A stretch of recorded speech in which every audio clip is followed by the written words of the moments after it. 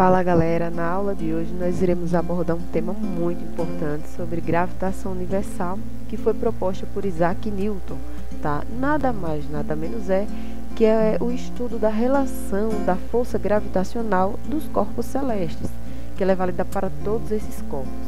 Nós iremos abordar também as leis de Johannes Kepler, que foi um dos principais físicos e astrônomos que contribuíram para entender como acontece o movimento. Kepler desenvolveu 3 leis fundamentais para a contribuição do estudo da gravitação universal, que são elas: as leis das órbitas, as leis das áreas e as leis dos períodos. Desde a antiguidade até o século XVI, a humanidade, de forma geral, acreditava que tudo girava em torno da Terra. De início, isso pode parecer absurdo, mas tendo como referencial nós, que estamos na Terra, é justamente o que a princípio percebemos. Todos os dias vemos o Sol nascer no leste e se pôr no oeste. Ou seja, nós observamos o Sol se mover em relação à Terra.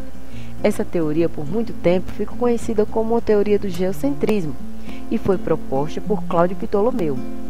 Apenas em 1540, aproximadamente, Nicolau Copérnico publicou o livro Das Revoluções das Esferas Celestes, no qual afirmava que eram os planetas que orbitavam em torno do Sol. Essa teoria, por sua vez, ficou conhecida como heliocentrismo, a qual usamos hoje.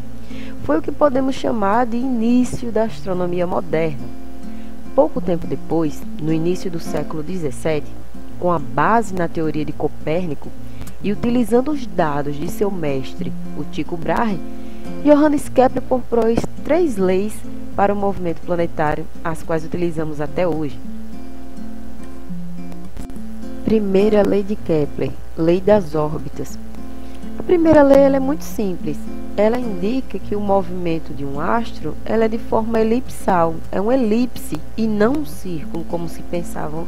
Antes de passar para a segunda lei, vamos definir o que é eclíptica. Eclíptica é a trajetória na esfera celeste no qual o Sol parece se mover ao longo do ano, só que na verdade quem se move é a Terra. Outra coisa muito importante para explicar é a questão das estações do ano. As estações do ano, ela não acontece se um planeta está mais perto ou mais longe do Sol. É a inclinação, mas não a proximidade. Segunda lei de Kepler, lei das áreas. Uma das consequências dessa lei é que a velocidade do planeta não é constante. Se para percorrer toda a área 1, o planeta leva o mesmo tempo para percorrer a área 2, então nós podemos chegar a uma conclusão de que quanto mais perto do Sol o planeta estiver, mais rápido ele vai transladar. E quanto mais afastado, mais devagar ele também vai transladar. Ou seja, elas acabam sendo proporcionais, tá? Então observa aí a área 1 e a área 2. Aparentemente elas são diferentes. Porém, o tempo para ela transladar na área 1 e para transladar na área 2 vão ser os mesmos, porque na área 1, apesar de ter um espaço maior, ela vai girar mais rápido, e na área 2, apesar dela ter um espaço menor, ela vai girar mais devagar. Quem está mais próximo do Sol gira mais rápido, quem está mais longe do Sol gira um pouco mais devagar. Quando o planeta está mais próximo do Sol, nós vamos chamar de periélio. E quando o planeta está mais longe do Sol, nós chamamos de afélio, que vem de afastamento. Terceira lei de Kepler, a lei dos períodos. Ao contrário das outras 2 leis, essa lei ela vai analisar o período orbital de um planeta e em relação à distância média até o Sol. A terceira lei é o seguinte, é o tempo ao quadrado dividido pelo raio, que no caso é a distância do planeta ao Sol, ao cubo. Vejamos um exemplo. A Terra tem uma certa distância e leva um tempo para orbitar o Sol. Marte tem uma outra distância e um outro certo intervalo de tempo.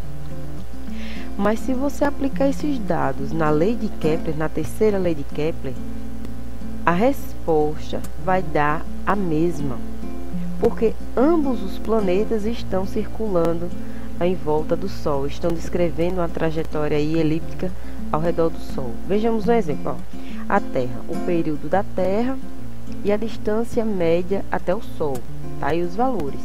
Se você aplicar na lei de Kepler, você vai chegar na resposta de 2,98. Agora faça o teste com os dados de Marte, tá? E o período de Marte e a distância média de Marte até o Sol. Quando você joga na terceira lei de Kepler, a resposta dá a mesma. Isso porque Kepler observou uma relação característica entre o movimento desses planetas para um mesmo sistema solar.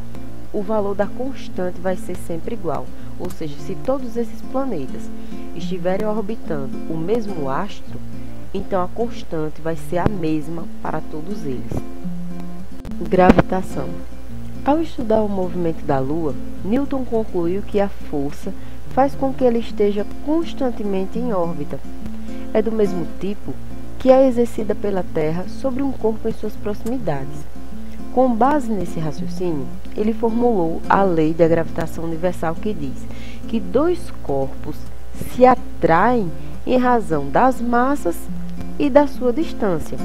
Então, a lei da gravitação universal, ela se aplica pela expressão: a força vai depender das massas e do quadrado da distância. Ou seja, se você aumentar a distância, você diminui a força. E se você diminui a distância, você aumenta a força. Um exemplo muito simples para você identificar: pegue dois ímãs. Ímã comum. Quando você diminui a distância, você percebe que eles tentam se atrair. Ou seja, se você diminui a distância, você aumenta a força de atração entre eles. É basicamente assim que é explicado também a lei da gravitação universal. Velocidade de escape.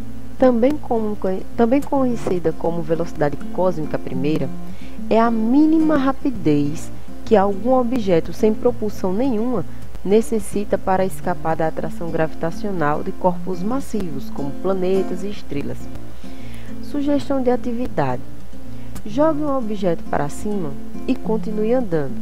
Você vai observar que esse objeto vai cair novamente na sua mão.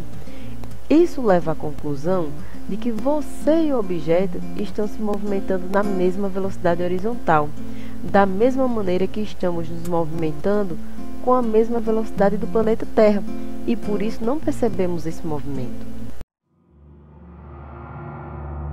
As marés são o resultado de três forças principais: a influência da Lua e do Sol e a rotação da Terra. A Terra e a Lua se atraem mutuamente pela força da gravidade, mas o ponto da Terra mais afastado da Lua sofre menos atração do que o ponto mais próximo. A gravidade tem o efeito de esticar a Terra, deformando a esfera e levando a água a produzir um bojo na direção da Lua e outro no sentido contrário. O efeito do Sol é idêntico, mas como a distância entre a Terra e o Sol é maior, ele exerce uma força 2 vezes menor. Quando a Terra, a Lua e o Sol se alinham, os efeitos se multiplicam e a maré alta acontece. Quando a Terra, a Lua e o Sol formam um ângulo reto, os efeitos se neutralizam e acontece a maré baixa. Toda essa mecânica também é influenciada pela rotação da Terra. Seu principal efeito é na hora e no local em que as marés acontecem. As ondas formadas nos oceanos são de vários tamanhos, que dependem das correntes, da profundidade e do formato dos litorais.